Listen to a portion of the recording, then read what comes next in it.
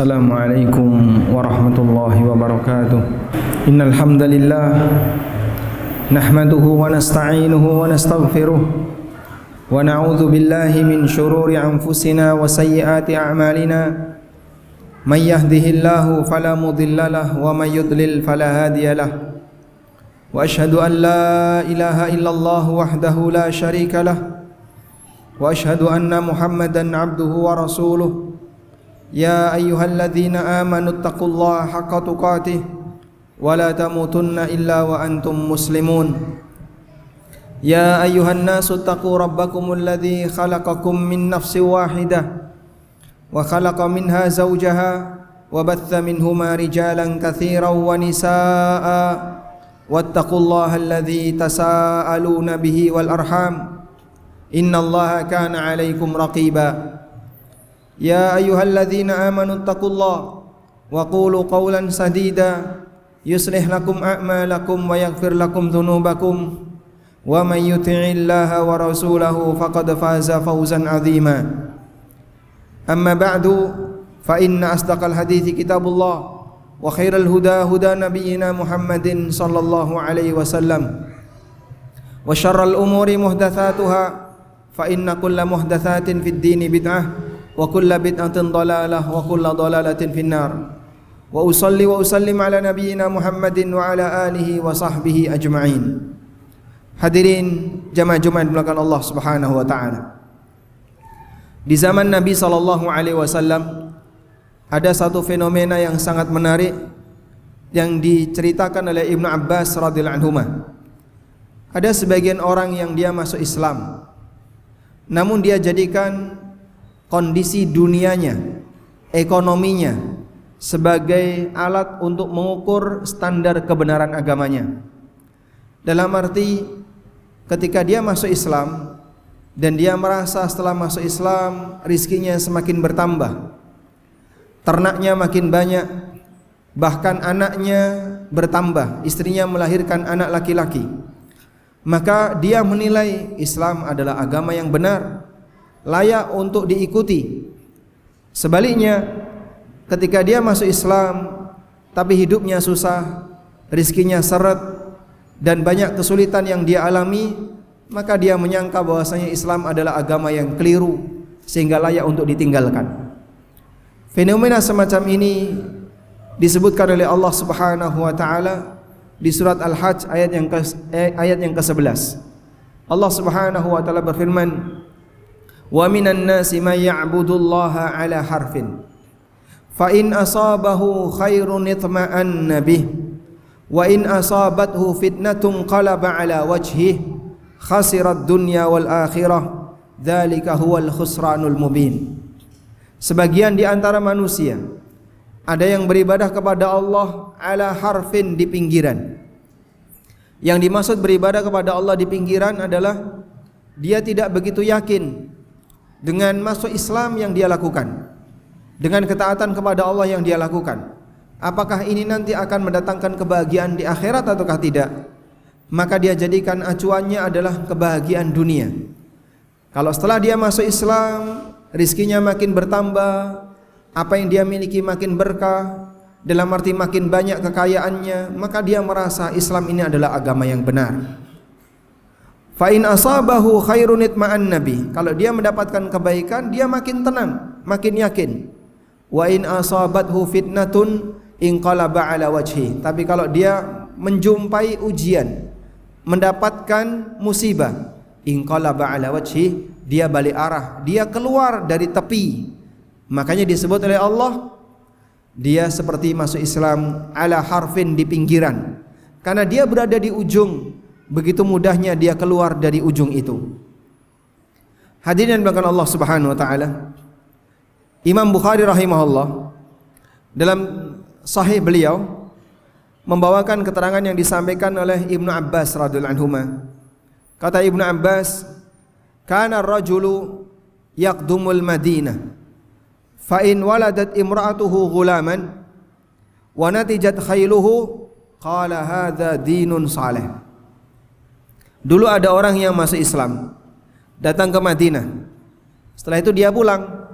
Jika nanti setelah masuk Islam istrinya melahirkan anak laki-laki, kudanya melahirkan keturunan, maka dia berkomentar, hadza dinun saleh. Ini agama yang menguntungkan, ini agama yang baik. Wa illam talid imra'atuhu, tapi kalau istrinya tidak melahirkan anak dan kudanya tidak melahirkan keturunan, qala, maka orang itu berkomentar, hadza dinun su, ini adalah agama yang buruk. Maka dia jadikan dunianya sebagai standar kebenaran dari aktivitas dia ketika beragama.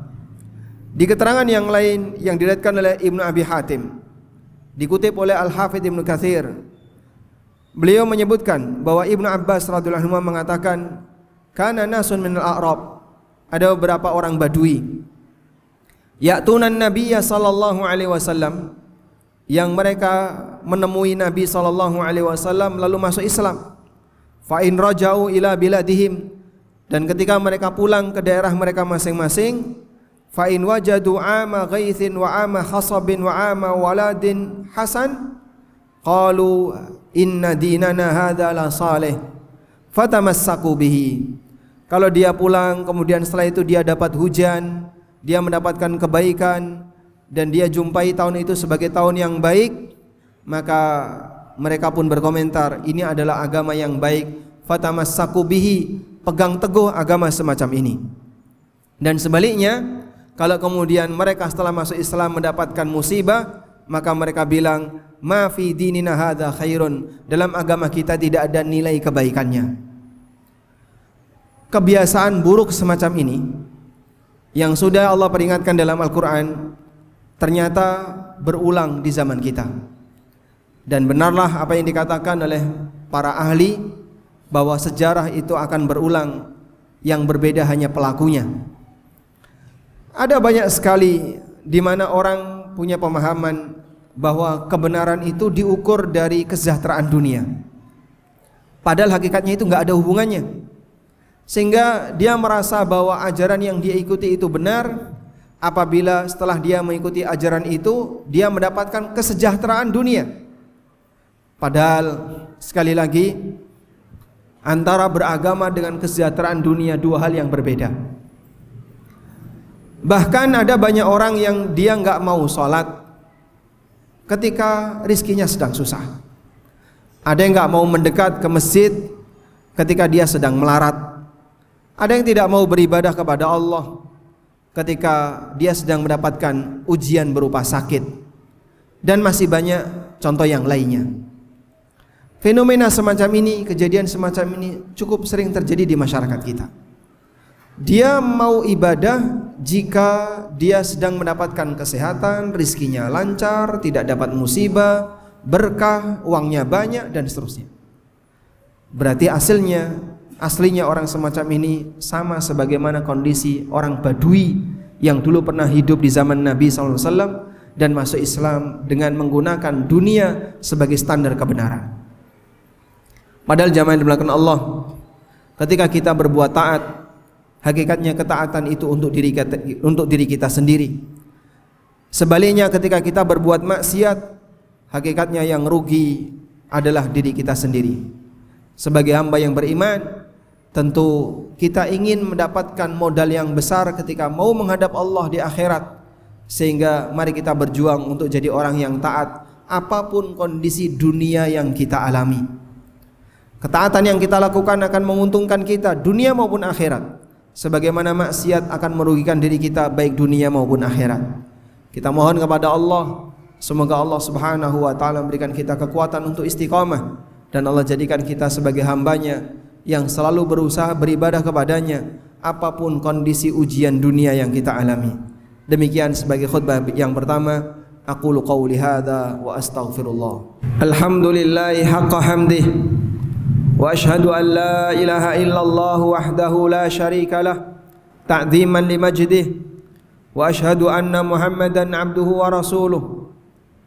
Ya ayyuhalladzina amanu taqullaha haqqa tuqatih wa la tamutunna illa wa antum muslimun. Wa usalli wa usallim ala nabiyyina Muhammadin wa ala alihi wa sahbihi ajma'in. Hadirin jamaah Jumat yang dimuliakan Allah, ada sebagian orang yang berpikir bahwa dengan melakukan ketaatan kepada Allah itu akan semakin menguntungkan Allah. Maka pada saat dia dapat musibah, dia ingin balas dendam dengan cara bagaimana membuat Allah marah. Maka cara yang dia lakukan adalah dia meninggalkan ketaatan itu karena dalam bayangan dia agar membuat Allah marah. Dia ingin membuat Allah rugi, padahal sepeser pun Allah tidak dirugikan dengan perbuatannya. Siapa yang hakikatnya rugi? Dia sendiri ketika dia melakukan maksiat. Jangan sampai kita punya bayangan bahwa ibadah yang kita lakukan menguntungkan Allah. Maha suci Allah dari hal ini, sebab Allah tidak butuh ibadah kita. Disebutkan dalam hadis dari sahabat Abu Dzar Al-Ghifari, hadis sahih diriwayatkan oleh Muslim. Nabi SAW bersabda, Allah berfirman, maka ini adalah hadis qudsi, ya ibadi, law anna awwalakum wa akhirakum wa insakum wa jinnakum kanu ala atqa qalbi rajulin wahidin minkum.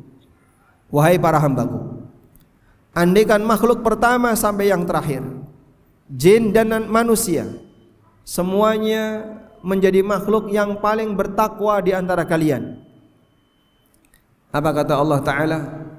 Ma zada dzalika fi mulki syai'a, sepeser pun itu tidak menambah kerajaanku. Ya ibadi, wahai para hambaku, lau anna awwalakum wa akhirakum wa insakum wa jinnakum, andaikan makhluk pertama sampai yang terakhir, jin dan manusia, kanu ala afjari qalbi rajulin wahidin minkum, mereka menjadi makhluk yang paling durhaka di antara kalian. Misalnya semuanya jadi kayak iblis. Apa kata Allah Subhanahu wa taala? Ma naqasa dzalika fi mulki syai'a, sepeser pun itu tidak mengurangi kerajaanku. Ini penegasan yang dinyatakan oleh Allah Ta'ala dalam hadis qudsi yang menjadi dasar bahwasanya Allah sepeser pun tidak butuh amalan para hamba. Jika kita taat hakikatnya untuk kepentingan kita, sebaliknya ketika kita maksiat yang rugi adalah diri kita sendiri.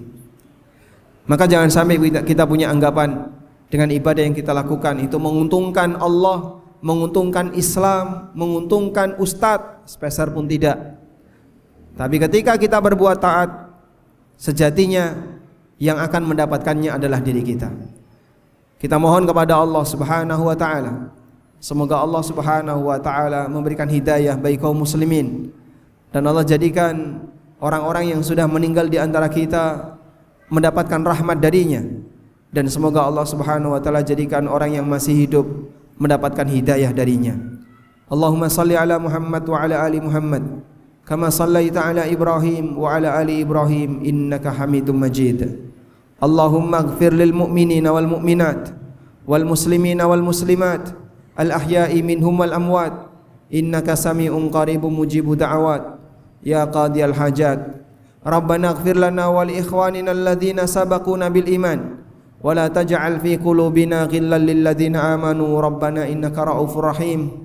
Rabbana atina fid dunya hasanah wa fil akhirati hasanah wa qina adzabannar. Wa sallallahu ala nabiyyina Muhammadin wa ala alihi wa sahbihi wa sallam. Wa akhiru da'wana anil hamdulillahi rabbil alamin. Wa qumu ila salatikum. Mari bergabung bersama ANB Akademi Angkatan Kelima. Insya Allah, pendaftaran dibuka dari tanggal 1 hingga 19 Januari 2025. Untuk informasi lengkap, kunjungi anbacademy.id.